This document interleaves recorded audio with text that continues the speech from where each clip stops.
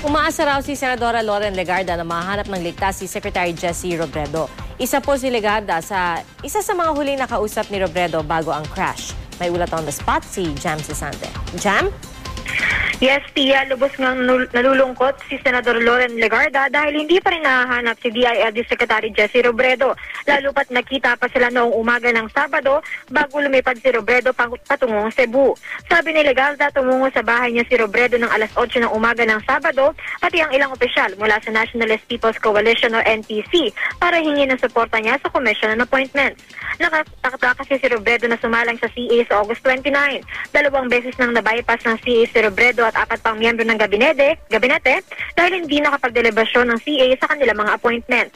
Ani Legarda, normal naman para sa mga miyembro ng gabinete na kausapin ng mga miyembro ng CA para maipaliwanag nila ang mga programa ng kanilang departamento.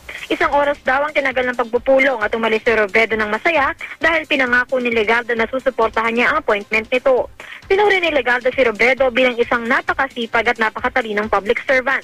Umaasa daw siyang agad mahahanap ng buhay si Robredo at ang 2 pilotong kasama nito sa eroplano. Pia? Maraming salamat, Jam Sisante.